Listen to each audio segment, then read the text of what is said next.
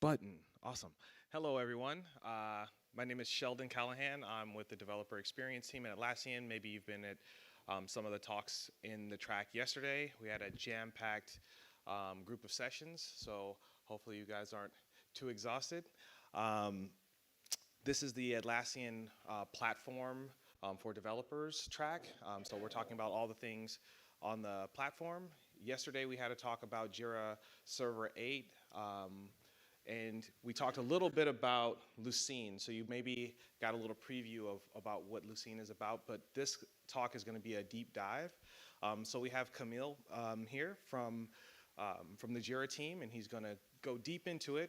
There's some fun facts about him. I've been asking all the speakers to give me some of their fun facts. His fun fact was that at his first day at a new job at, what was it, Morgan Stanley, that he fell asleep during orientation and he must have been at Bash or something the night before.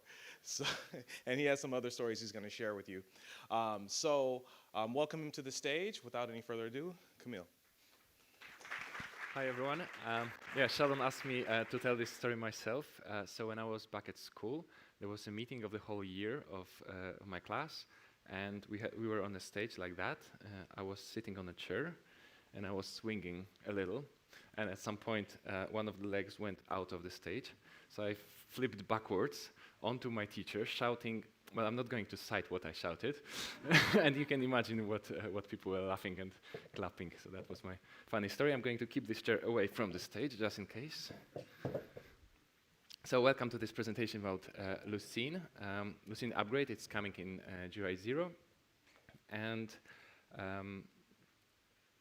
it's mostly for developers. I think, how many of you are app developers? Cool, that's great. But if you're not an app developer, there will be some high-level concepts as well. So don't run away yet. So we'll start, as promised, with a quick recap what Lucene is. Every time you do search in Jira, you type project text equals something. It's the Lucene engine, which is responsible for bringing the issues to your search, and it's also responsible for example, agile boards. So every time there is a query which returns issues, it's the Lucene which delivers those issues in quick time. And the way it works is something called inverted index. So you first scan all the documents. In our case, these are the issues. And you look what words are in each document, each issue, and you put them in a table. So for example, the table on the left would be the index. And then when you search, for example, you search for the word stop, you can immediately see that you can find that in document 0, but you cannot find that in document 1. So when you're searching, you just look into the table, you find the term or the word, and you know which documents match your search. And building the table on the left is called indexing. In our today's presentation, we have a hero. It's Ed. He's a Jira app developer like you. And there's also Ed's favorite plant, his Git tree. And wherever you see this plant, that means the API I'm talking about is not set in stone. It's under development. It might change until Jira 8.0 is released publicly. But I'm showing the current state of things. So Ed read our blog post, and he knows that Lucene 7 is coming in Jira 8.0. And he's wondering, why so? Why are we updating? So there are many improvements to the Lucene project. The Apache team has been working hard for 7 years, and they closed over 4,000 issues. They fixed bugs, they improved performance, they improved APIs. And also, we as a Jira Server team would like to improve the search system in the future, but we don't want to build on the old foundation. We wanted to first upgrade the technology stack, and then on a solid foundation, we can build our improvements.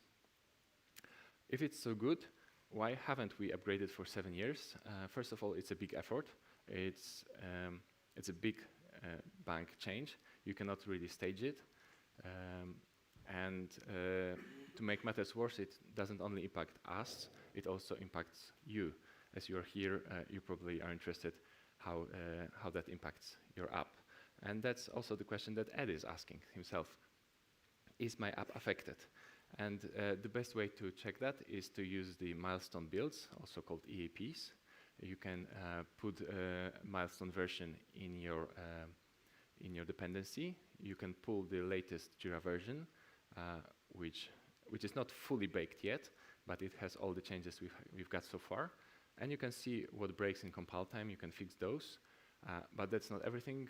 You need to run your app and check in runtime, because some errors might occur only in runtime. So I would suggest you check all your functionality of Lucene in Jira 8.0, not just it compiles. Okay, let's ship it. So Ed has a couple of apps, and we'll be looking at the higher level ones and then going deeper and deeper. The first one is using only JQL. And there aren't many changes in JQL. The first change is that Lucene is now supporting regular expressions. So you put slashes, and in between you can put a regular expression for that search. And this is a new feature, but it also breaks everybody who was using slashes as a literal character, because now you need to put 2 backslashes to escape it. Not a big deal. The second one is fuzzy search. Fuzzy search is when you want to search for things that are close to your word, but not exact. For example, if I search for realize, and I wanted also to match the American spelling realize, I could use fuzzy search to match both. And in Jira 7 and Lucene 3, this used to be a number between 0 and 1, with the number higher, meaning the match should be more exact. But if you ask me what 0.0 means, I don't know. It's quite exact, but I cannot give you a definite answer. So now it's improved in Lucene 7, where you have a concrete number. It's 0, 1, or 2, meaning 0, 1, or 2 changes from the original word. So if I look for realize ~1, that gives me one change, which would match realize. The second app of Ed's uses search service and search provider APIs, and this is how we could compare them. The colors are not accidental. There is the bright side of Jira API, and there is the dark side of Lucene DMZ. But there are things that you cannot do in the bright side, so you have to go to the dark force. But the Lucene service, which is the API, is Lucene agnostic, and with the upgrade, it hasn't really changed. There are some cosmetic changes, renaming methods, but this would take 5 minutes to upgrade, and anybody using just API will not be affected by this upgrade. On the other hand, search provider is much closer to the Lucene. It references real Lucene classes, and that means that it was changed during the upgrade. And we also use that occasion to simplify its methods. We heavily restructured this class. And there's also one more distinction. In the past, both classes used to work on issues. So you would run a query, you would get a bunch of issues. Now there's this distinction that search service still works on issues, but search provider returns you raw Lucene documents. And if you need to have an issue, you need to use issue factory to create a document from that. But the advantage is you can use that to pull just some fields, not the whole issue. So if you look at the search provider class, there are 3 main methods. The main search, which returns you search results with those documents. And this is the main method for searching. There is the get hit count, which just returns you how many issues match your query. And there is also the more advanced search with a Lucene collector, which lets you traverse all documents that match, not just the first or second page that you would provide in the page filter in the first method, but you would get all the results. And these 3 methods more or less match what was there before, with one exemption. The collector used to have a method, so there used to be a method search and sort with a collector. Collector is this API that lets you consume Lucene documents one by one without loading everything into memory, so being memory efficient. But for sorting, on the other hand, you need to put everything in memory so that you can sort it relatively to each other. And these are 2 contradictory approaches, and it didn't make sense. And to make matters worse, with the internal Lucene changes, it was even less efficient to have this collector with search and sort. So if you are using that, you need to resort to the first method, which returns you results.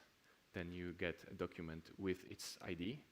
The ID is the same ID you would get in collector, and you can ask for an empty document, so it's more or less the same thing.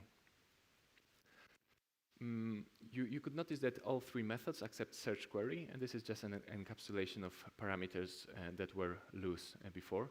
So query, which tells you which issues you're interested in.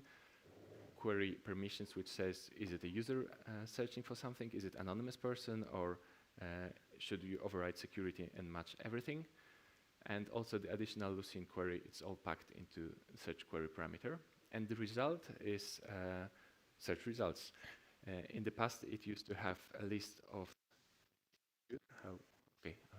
and now, because it's shared between search provider, it became generified, meaning that it can have a list of issues, but as well a list of documents.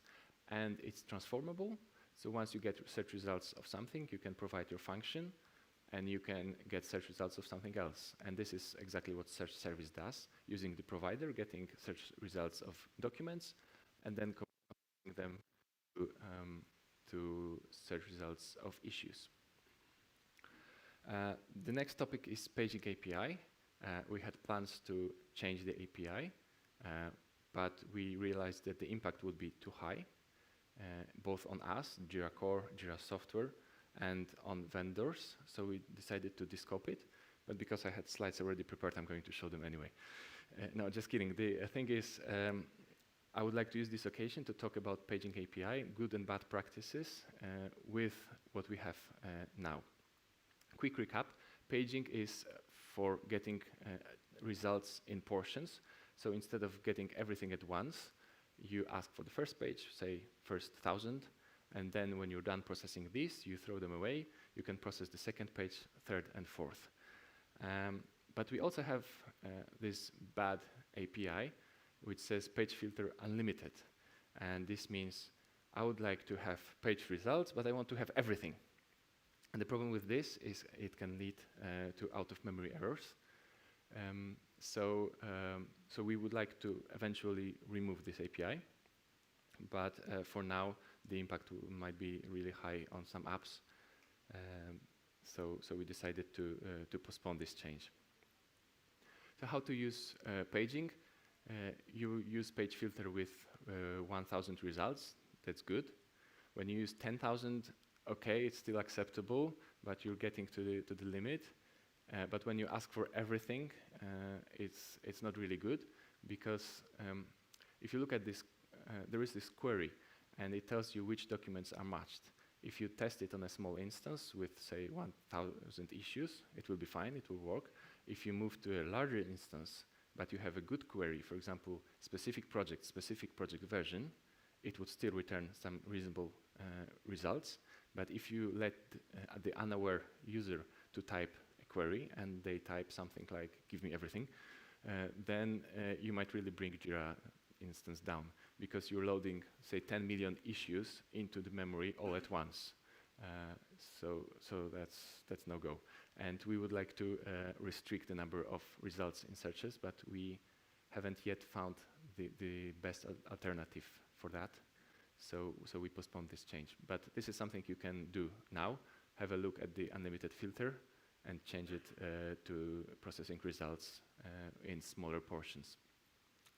Slightly better approach is to use search provider and ask just for a specific field. So instead of asking for the whole issue, loading all the custom fields, description, title, you can, for example, just load issue author. And this is still bad because it can still load 10 million issue authors, but it would only load those authors, not the full documents. So it's slightly better. And if you do need to have all results, I mean process them, the best approach is to use a collector where you process one at a time, and there's no point in time where you have everything in memory at once. So you still can abuse collector, because when you're collecting the documents, you can just put them on a list, and the result is the same. It blows up, but at least you are warned. Mm, One thing to note about collector is that the results are not sorted. So if you need sorted results, you need to use one of these methods which return you a list, because the results from the collector are, the collector is called in the order which is internal to the Lucene index structure. So now Ed knows how to get data out of Lucene index, but he also has a use case where he wants to add more stuff to the index. For example, index his custom field. And to understand the changes here, we need to know what it means to index and to store a field. So indexing means building a structure that lets you find a document. For example, in here there are three indexed fields: text, speaker, and tags, with the distinction that they can be either analyzed or not analyzed. Analyzed means split into separate words. For example, text, you can see separate words, but the text is a longer field of text, and you can use any of these values, for example, the potential, to find that document. The speaker, on the other hand, is not analyzed, and that means that you need to provide the full value to find the document. And the second part is storing. So once you get to your document, you're interested what you can get in return, what you can get from this document, and these are the stored fields. In this example, text, speaker, and room are the stored fields. And have a look that you cannot use room value to find the document. It's stored, but it's not indexed. And conversely, tags are indexed but not stored, so you can use them to search, but once you get to the document, you cannot get their values. And how does it look in code? In the past, there used to be one constructor called field, and it would accept parameters. For example, not analyzed is now string field. So string is just a literal value that you index without any splitting. What used to be analyzed now is called text field, and what was not indexed and only stored now is called stored field. There's also this long point and other points like double point, float point, integer point that let you index numbers as numbers rather than as strings, as we did before in Jira. And this leads to efficient range queries in Lucene, and it is also multidimensional, so you can put more than one dimensional inside a single value. Okay, so now Ed updated his app. It compiles, and he called his colleague Eliza. He would like to show how well it works. They started a search, which was sorted, and bang, they got an exception. Unexpected dog values type none. The exception was definitely unexpected, and they're now wondering what dog values are, and Eliza was not impressed by this presentation. So to quickly explain what dog values are, the shortest definition is dog values is uninverted inverted index. And if that doesn't tell you much, let's have a look at the picture. On the right, I'm sorry, it's a bit small, you can see the index, which gives you values on the left and matching documents on the right. So for example, for value 2.7, you would get documents 2 and 3 that have this value. That's good for searching, but if you want to ask the opposite question, what is the value for document 4? If you want to ask what are the values for all?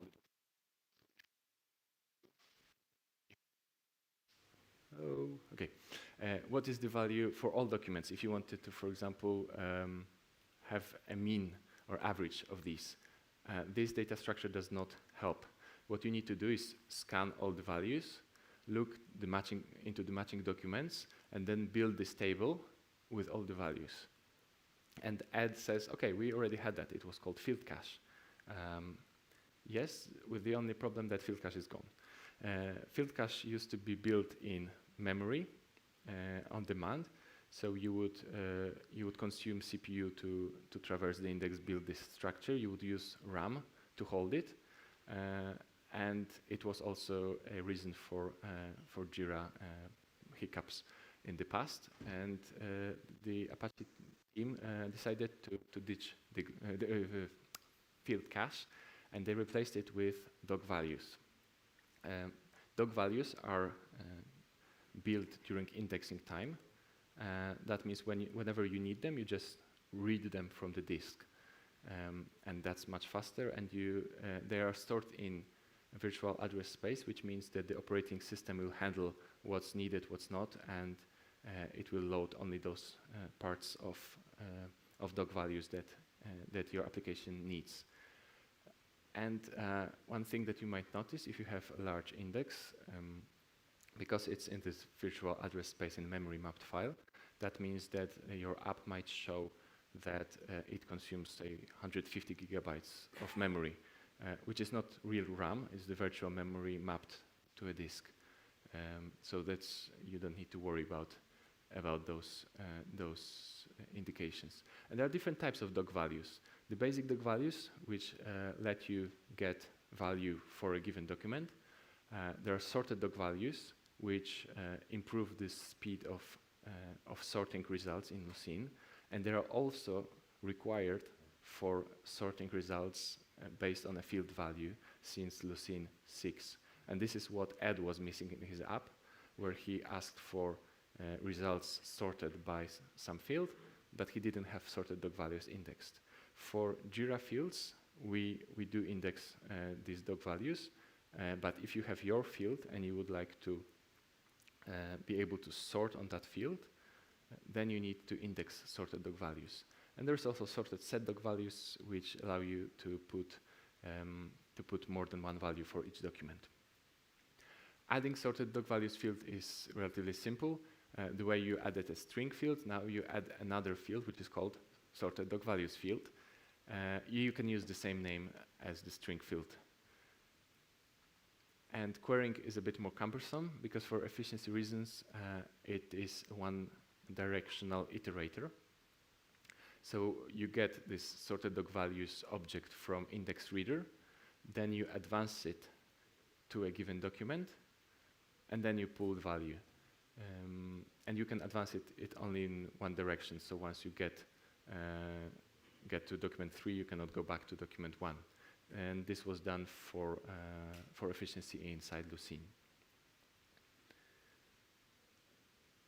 Okay, when you want to query, this API has changed as well.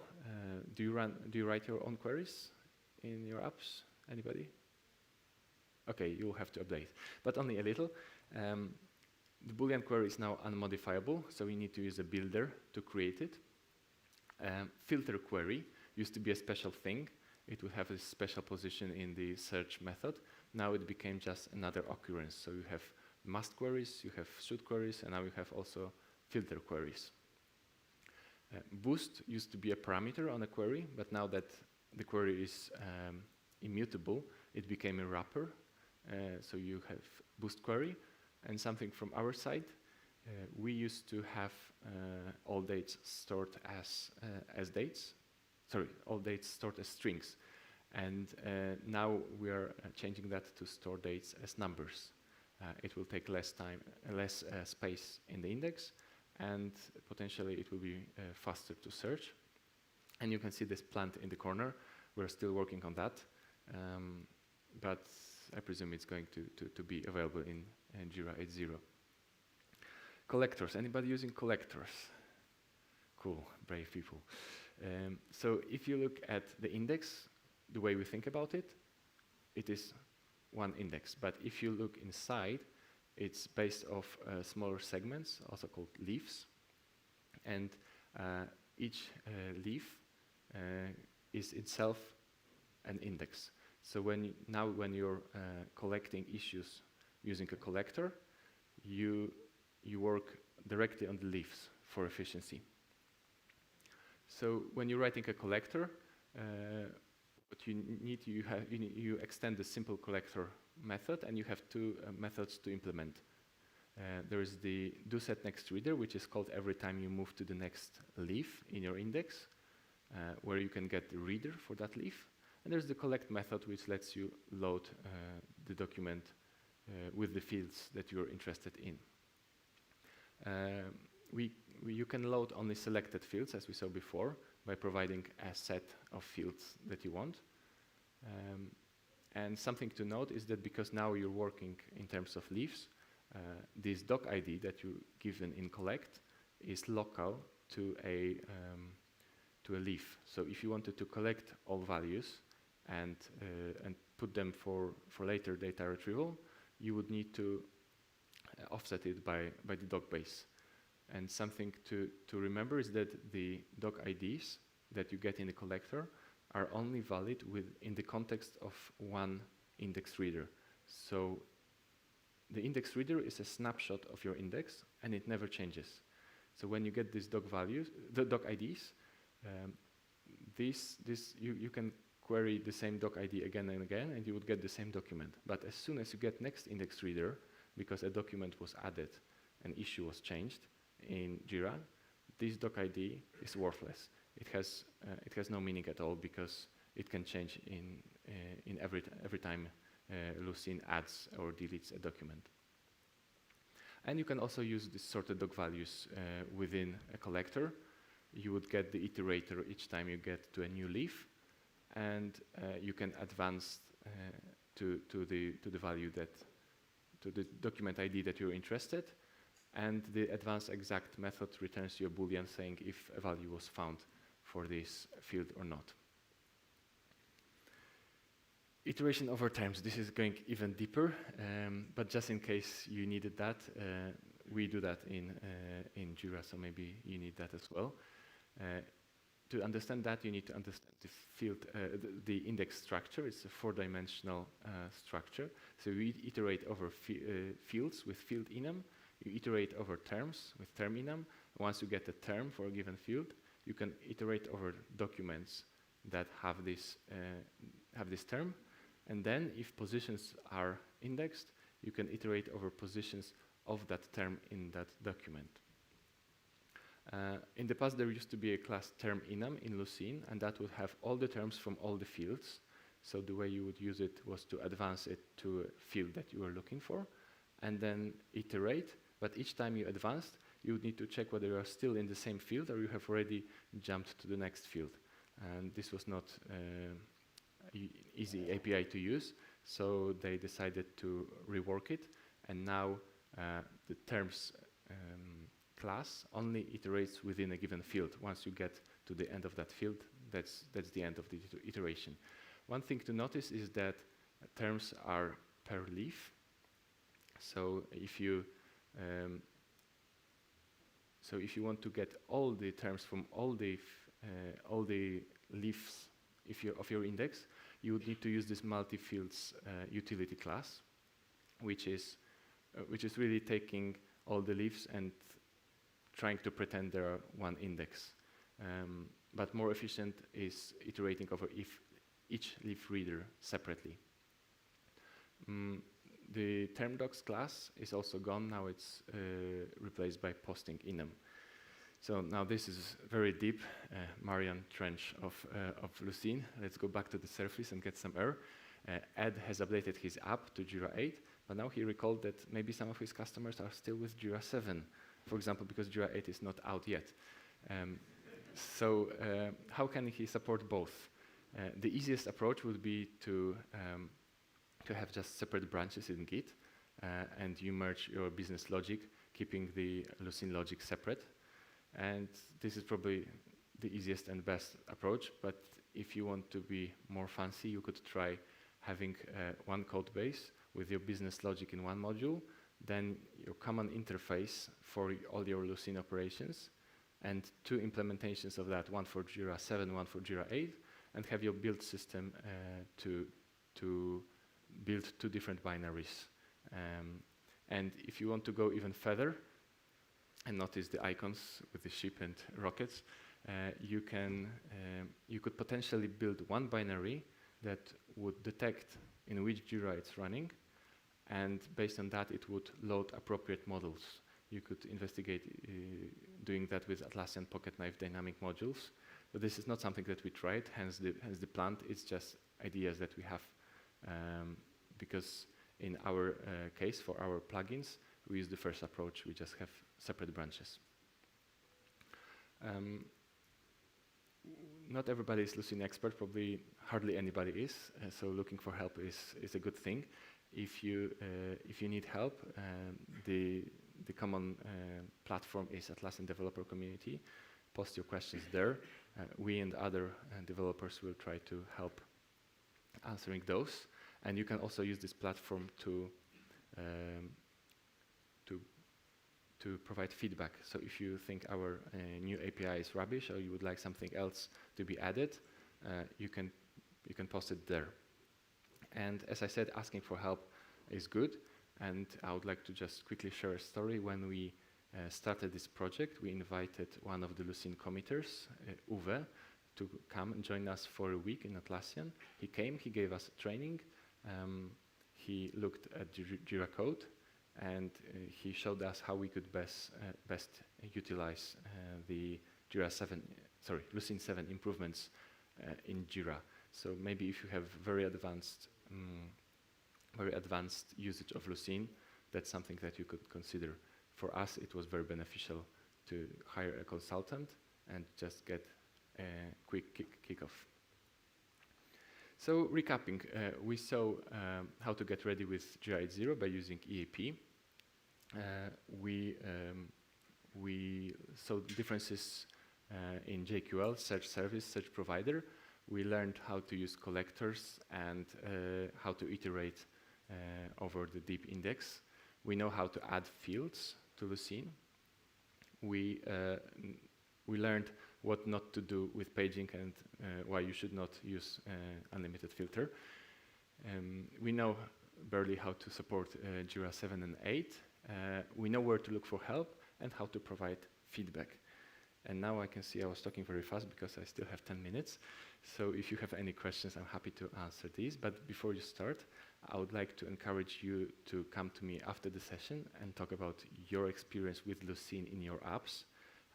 I would like to collect feedback about the APIs, about how you write your apps, what do you use Lucene for. And please come, because if I come back to the office and my PM learns that I have no feedback collected, she will kill me, and you will not see me here again. So if you can come and talk to me, I would appreciate. Or we can schedule something for later today at a convenient time. So do we have any questions?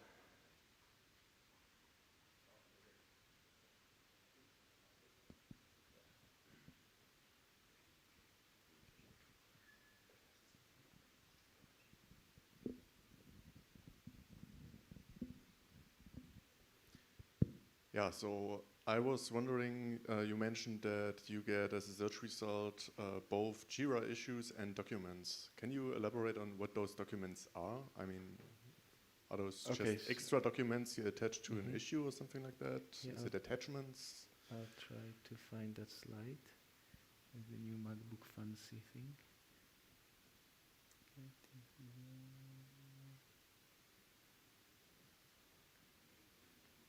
Somewhere here. Because I was expecting I would just search for issues and only get issues, right? So yeah, if you search service, you only get issues. So that's the API, that's the Jira API, and that's all you can get. The Lucene logic is hidden away from you. But if you go one level deeper, which is Lucene DMZ, which is not really API, and it's subject to change, you, instead of getting issues, you get documents. These documents are Lucene documents, internal Lucene structure that holds the data that is used to build Jira issues. So when you ask for an object of issue, it can come from two places. It could be either the database or the index. And the index has all these stored fields, which are then passed to the issue factory that we saw somewhere here at the bottom. So the issue factory gets a Lucene document and it produces an issue for you. If you use search service, this is hidden away and you just get the issue. But if you use search provider, you get the raw document, and you have to produce the issue yourself. And thing to note is this ID, because the document comes as a tuple with its internal ID of Lucene. Then you can use for some additional operations. For example, in issue nav, so when we are searching for issues in Jira with issues on the left and selected issue on the right, we do search for documents loading only issue key and issue ID, and we get 1,000 of these.